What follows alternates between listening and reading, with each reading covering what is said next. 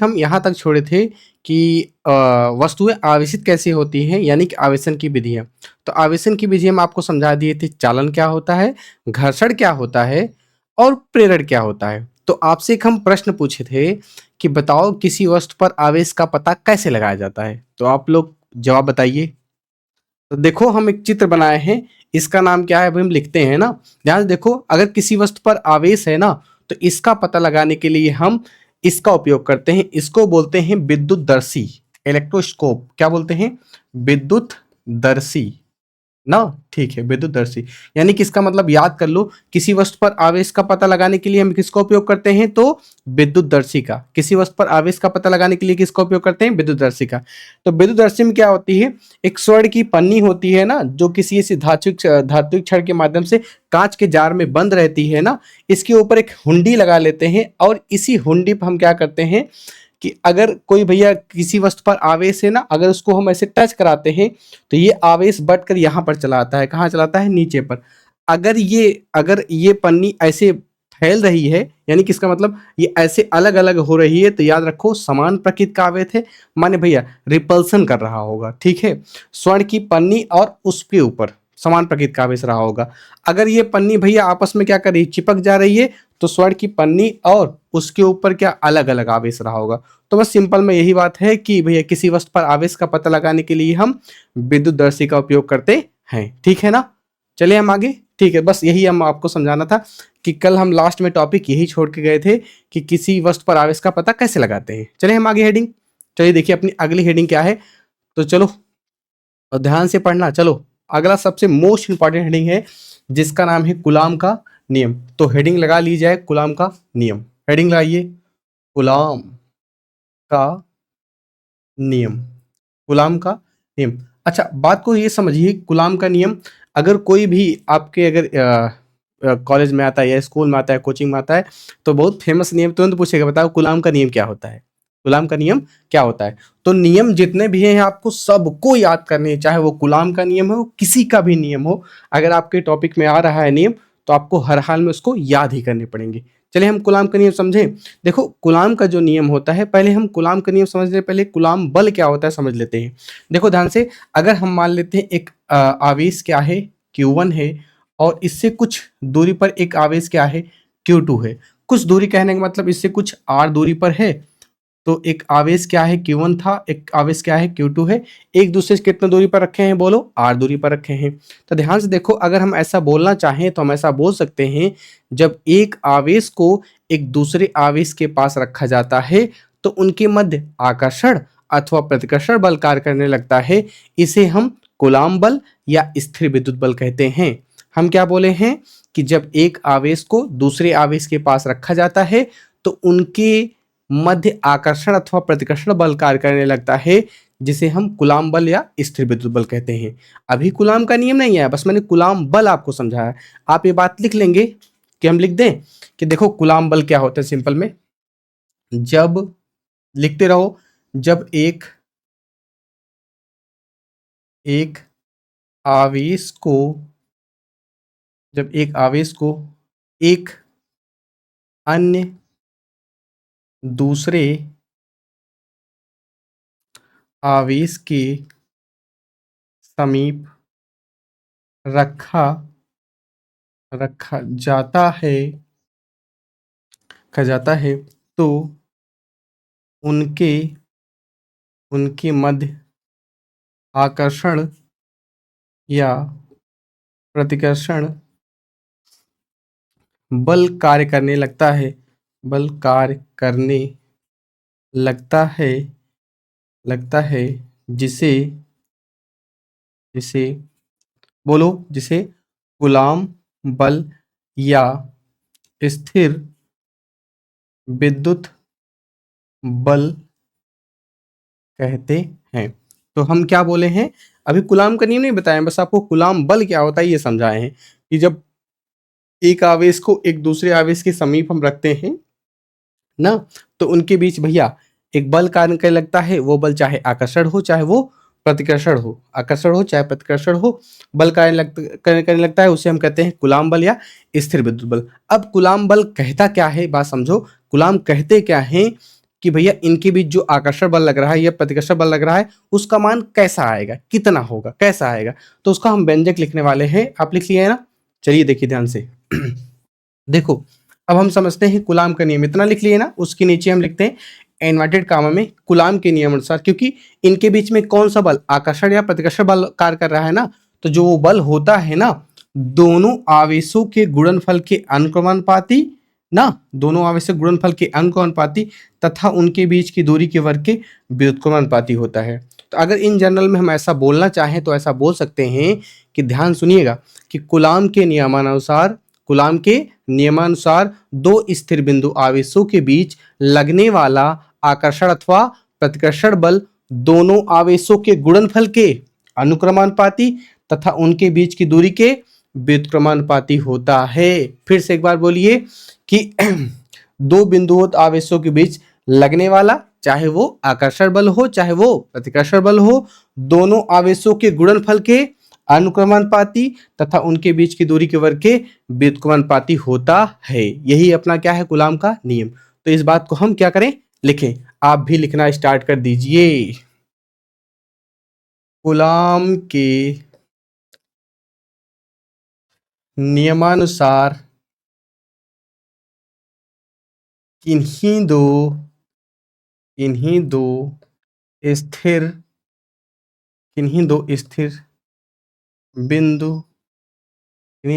बिंदु आवेशों के बीच लगने वाला आकर्षण अथवा प्रतिकर्षण बल, तो हम क्या बोले हैं, किन्हीं दो स्थिर बिंदु आवेशों के बीच लगने वाला आकर्षण अथवा प्रतिकर्षण बल दोनों आवेशों के गुणनफल के अनुक्रमानुपाती तथा उनके बीच की दूरी के वर्ग के, क्या बोलो, व्युत्क्रमानुपाती होता है। ओके ठीक है। मैं स्टार पॉइंट लिख दे रहा हूं। यह बल दोनों आवेशों को मिलाने वाली रेखा के अनुदिश होता है। अनुदिश होता है कहने का मतलब ई वाला इसके बल इधर लगाएगा इस रेखा में, ई वाला इसके बल इसके ऊपर इधर लगाएगा इस रेखा में। तो आप बात समझ में आई? ध्यान से देखना कि इनके बीच जो भैया कूलाम बल होता है, इनके बीच लगने वाला आकर्षण अथवा प्रतिकर्षण बल जो होता है ना, ठीक है, उनकी आवेशों के गुणनफल के अनुक्रमानुपाती तथा उनके बीच की दूरी के वर्ग के व्युत्क्रमानुपाती होता है। फिर से एक बार देख लीजिए, समझ लीजिए। हम क्या बोले हैं, कूलाम के नियमानुसार किन्हीं दो स्थिर बिंदु आवेशों के बीच लगने वाला कौन, आकर्षण अथवा प्रतिकर्षण बल दोनों आवेशों के गुणनफल के क्या होता है, अनुक्रमानुपाती। यानी दोनों आवेशों की जो मात्राएं होती है ना, जो संख्याएं होती हैं, उनके क्या होता है, अनुक्रमानुपाती। माने उनका गुणनफल रहेगा, अगर वो बढ़ेगा तो बल भी बढ़ेगा, अनुक्रमानुपाती। तथा उनके बीच की दूरी के वर्ग के व्युत्क्रमानुपाती, यानी कि दूरी बढ़ेगी तो बल का मान घट जाएगा, व्युत्क्रमानुपाती होता है। और यह बल दोनों आवेशों को मिलाने वाली रेखा के अनुदिश होता है। अनुदिश कहने का मतलब कि सीधी रेखा में इधर लगेगा और ये वाला बल इधर लगेगा ना, ठीक है। तो आप ऐसा लिख सकते हैं। तो इसके आगे भैया हम इसके आगे देखो यहां तक लिख लिया हो ना, इसके आगे हमें लिखना है अर्थात, क्या लिखना है बोलो, अर्थात बल F directly proportional Q1 into Q2 ना, बल F डायरेक्टली प्रोपोर्शनल कितना, Q1 इंटू Q2, तो कितना आ जाएगा बोलो, और तथा F इनवर्सली प्रोपोर्शनल कितना, R स्क्वायर, यही तो होगा, ठीक है। तो हम दोनों को अगर मिलाना चाहेंगे तो हम बोल देंगे F डायरेक्टली प्रोपोर्शनल कितना, Q1 इंटू Q2 अपान में सिर्फ कितना, R स्क्वायर। अब आपको पता है कि प्रोपोर्शनल हटेगा तो नियतांक का गुणा होता है, नियतांक गुणा कर लेते हैं। F बराबर, यहाँ नियतांक जो आने वाला है वो K है, K गुणा कितना आ जाएगा, Q1 इंटू Q2 अपान में R स्क्वायर। यानी कि F बराबर कितना आएगा, K गुणे Q1 इंटू Q2 अपान में R स्क्वायर, K गुणे Q1 Q2 अपान में R स्क्वायर। यहाँ तक किसी को कोई डाउट है, देख लीजिए, कोई दिक्कत हो बता लीजिए।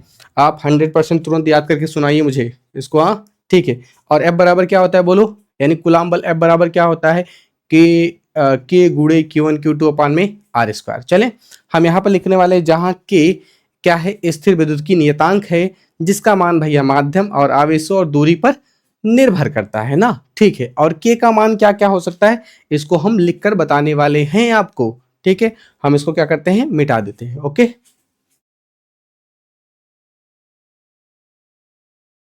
चलिए,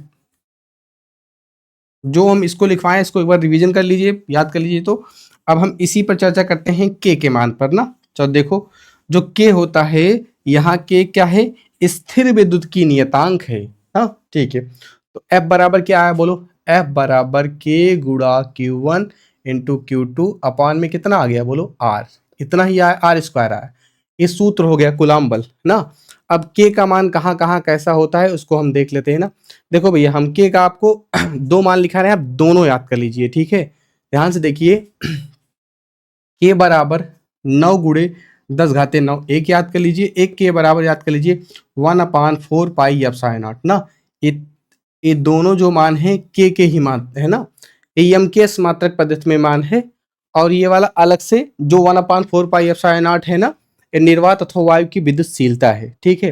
तो हम चाहे यहाँ एक बार F बराबर रख सकते हैं 9 गुणे 10 घाते 9 Q1 इंटू Q2 अपान में आर स्क्वायर, ये रख सकते हैं। चाहे हम इसमें F बराबर 1/4 pi epsilon not Q1 into Q2 अपान में आर स्क्वायर, ये रख सकते हैं ना।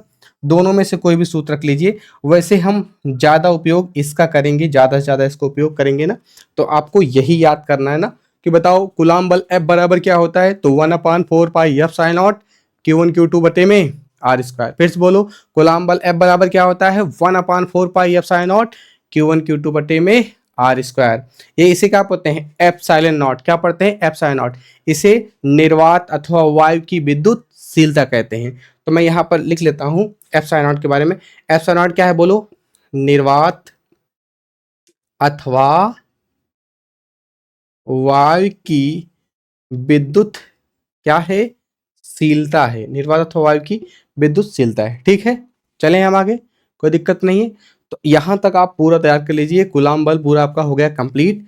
हम इसमें जो एप्सिलॉन नॉट आया उसके बारे में और चर्चा कर लेते हैं, ठीक है। कोई डाउट नहीं है? हाँ, अगर कोई डाउट हो तो आप पूछ सकते हैं। चलें, यहाँ तक कोई दिक्कत नहीं है, चलते हैं आगे। जो पढ़ा रहे हैं लिखवा रहे हैं उसको लिखा करो जरूर, छोड़ना मत।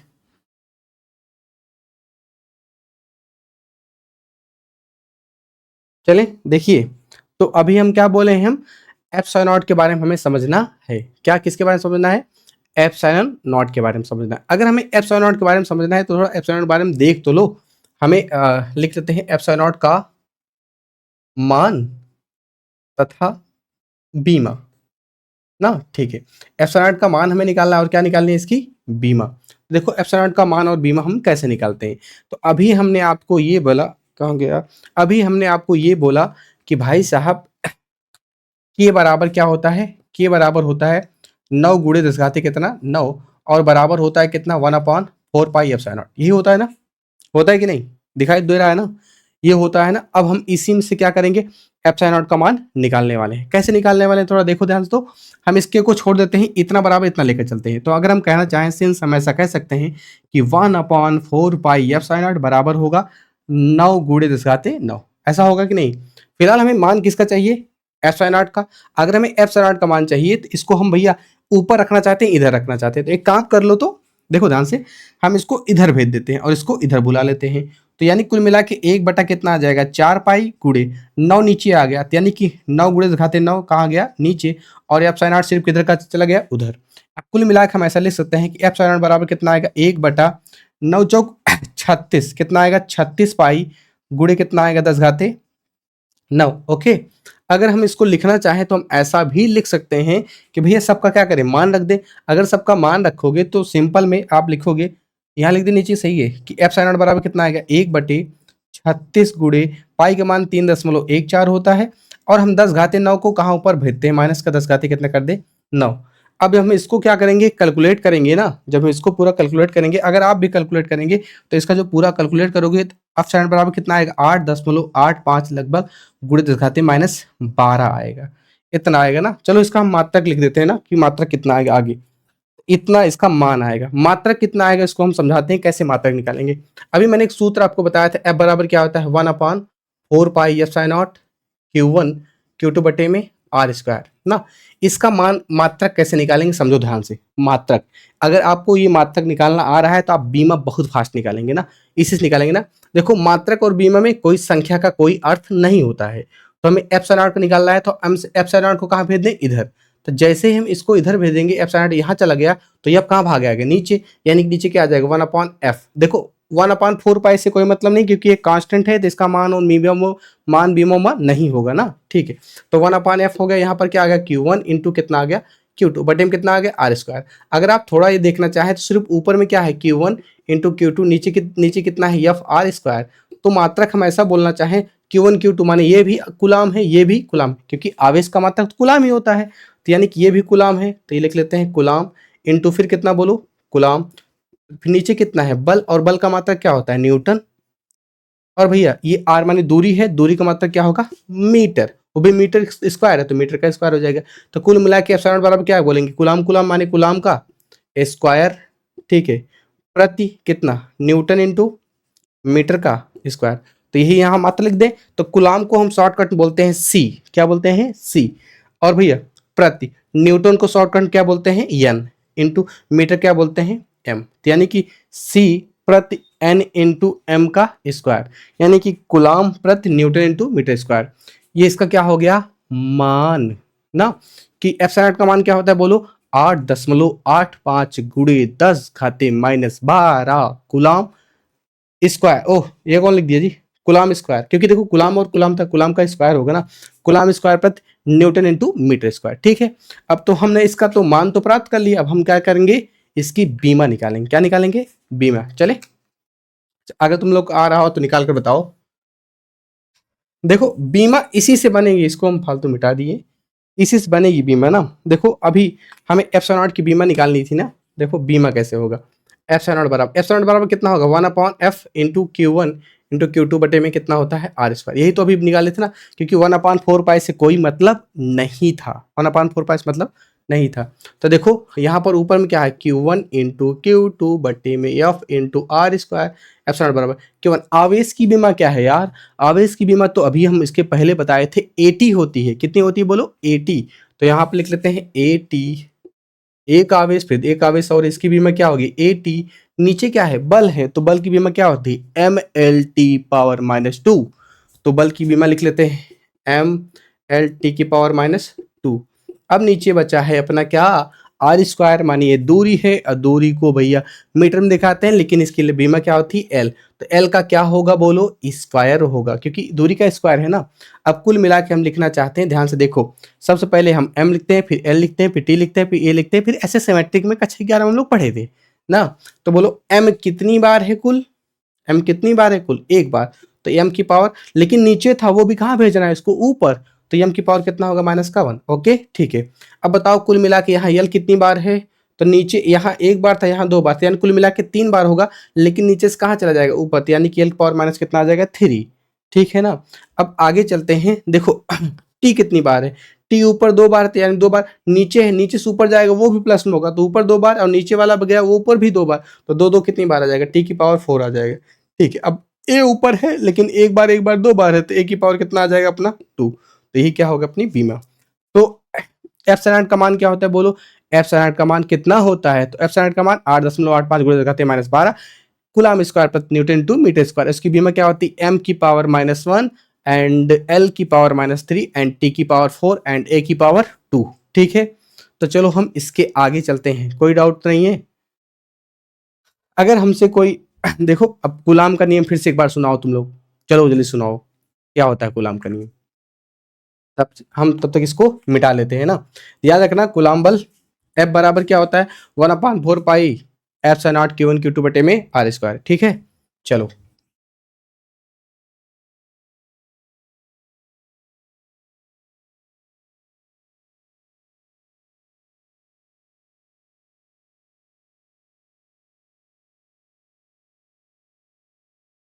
चलें आगे, कोई दिक्कत नहीं।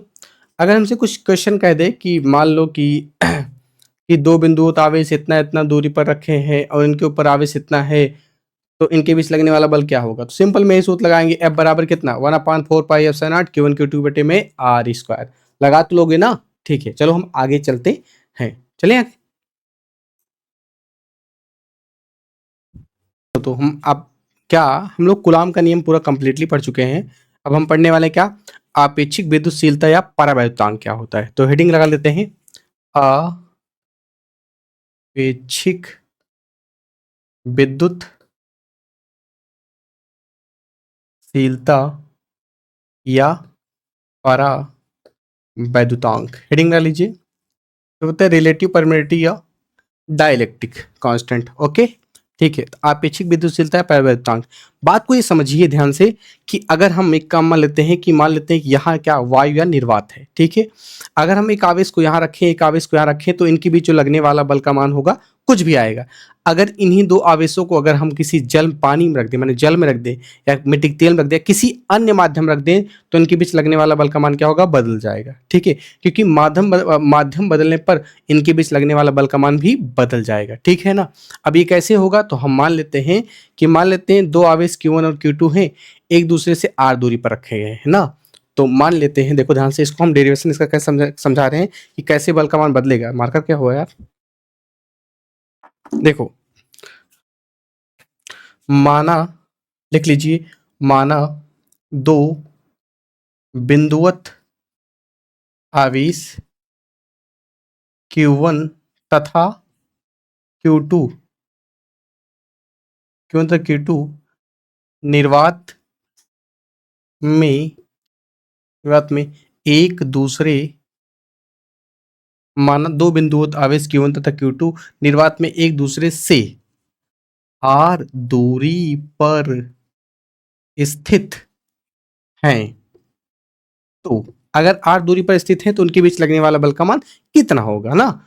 तो उनके बीच कार्यरत बल बोलो कितना होगा? निर्वात में है ना, तो F बराबर आएगा 1/4πε0 Q1 इंटू Q2 अपान में R स्क्वायर, ठीक है। अगर इन्हीं दो आवेशों को हम भैया इतनी ही दूरी पर किसी माध्यम में रख दें, तो भैया इनके बीच लगने वाला बल का मान क्या हो जाएगा? तो बदल जाएगा। अब बदल जाएगा उसको हम देख लेते हैं, ठीक है ना। क्योंकि देखो, ये जो एप्सिलॉन नॉट होता है यही चेंज होगा, क्योंकि ये एप्सिलॉन नॉट क्या होता है? निर्वात या वायु की विद्युतशीलता होती है। तो यहाँ पर हम एप्सिलॉन नॉट ना लिखकर कुछ और लिखने वाले हैं ना, क्योंकि ये अलग अलग माध्यमों के लिए अलग अलग होता है, मैंने बोला था अभी, ठीक है। लिखो, यदि इन आवेशों को इतनी ही दूरी पर किसी माध्यम में रखा जाए तो उनके बीच कार्यरत बल, तो उनके बीच कार्यरत बल कितना आएगा बोलो? बल अब हम Fm बोलेंगे क्योंकि ये मीडियम में है ना। तो Fm बराबर कितना आएगा? 1/4 पाई, भैया 4 पाई, ये एप्सिलॉन नॉट मत लिखना, क्योंकि नॉट किसके लिए हम दिखाते हैं? निर्वात के लिए। सिर्फ एप्सिलॉन लिख दें, चाहे एप्सिलॉन हम लिख दो, तो एप्सिलॉन हम लिख रहे हैं ना। तो कितना आएगा? Q1 इंटू Q2 बटे में कितना? R square. इतनी ही दूरी थी। ये इक्वेशन क्या आ गया? फर्स्ट, और इक्वेशन आ गया सेकंड, ठीक है। अब बात को समझो, अगर हम कहें इसमें इक्वेशन फर्स्ट और इक्वेशन सेकंड का जब भाग लगा लें, तो कुछ न कुछ रिजल्ट हमें मिलेगा, और रिजल्ट से हम आपको परावैद्युतांक की परिभाषा समझाने वाले हैं ना, ठीक है। तो एक काम करिए, समीकरण 1 में समीकरण 2 का भाग लगाइए। तो लिख लेते हैं समीकरण 1 भागे समीकरण नंबर 2।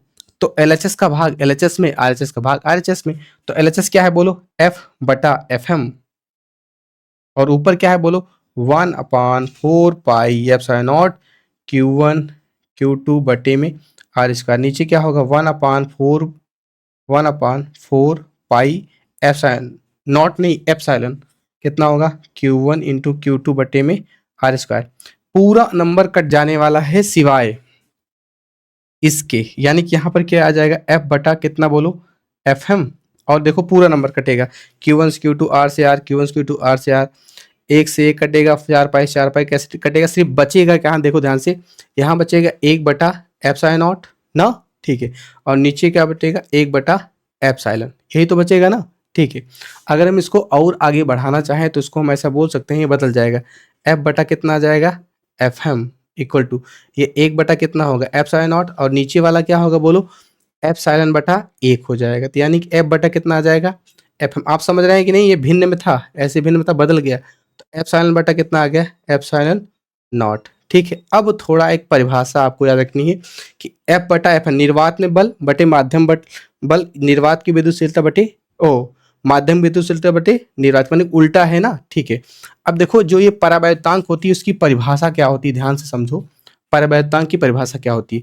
जो परावैद्युतांक होता है ना, वो होता है माध्यम की विद्युतशीलता बटे निर्वात की विद्युतशीलता के अनुपात को परावैद्युतांक कहते हैं, और परावैद्युतांक को हम रिलेटिव परमिटिविटी कहते हैं, चाहे हम इसे ई आर से दिखाएं चाहे के से दिखाएं।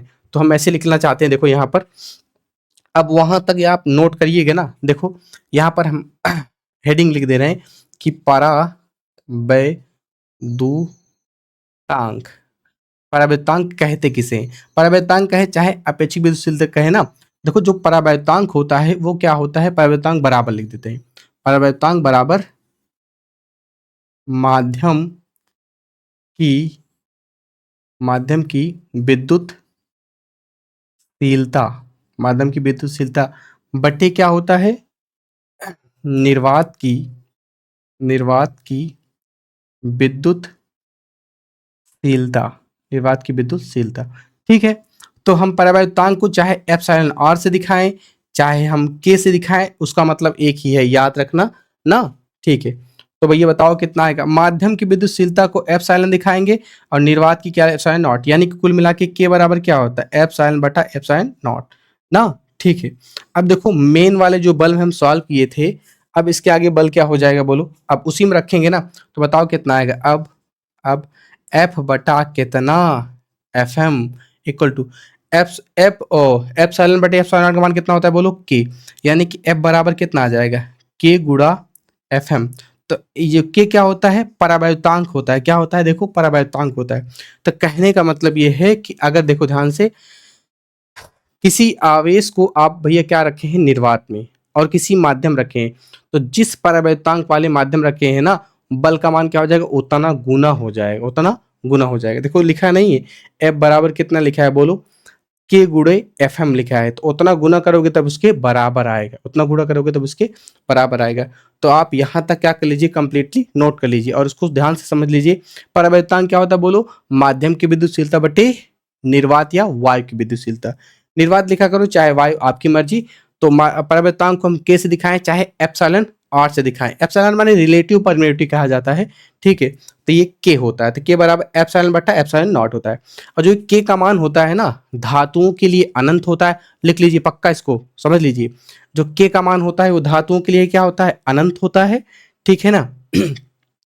और भैया अचालकों के लिए क्या होता है, लगभग लगभग भैया 2 से ज्यादा होगा ना, यानी कि 1 या 2 से, एक तो नहीं होगा, एक निर्वात व वायु के लिए होता है। तो बस सुन लीजिए, यानी कि जो के का मान होता है धातुओं के लिए अनंत होता है, अचालकों के लिए 1 से ज्यादा होगा, और निर्वात और वायु के लिए 1 होता है ना। निर्वात और वायु के लिए देखो यहाँ पर एप्सिलॉन नॉट इंटू हम के लिख सकते हैं ना, अगर के लिखते हैं यहाँ 1 हो जाता है तो कुछ नहीं आता, तो बस बन जाता है।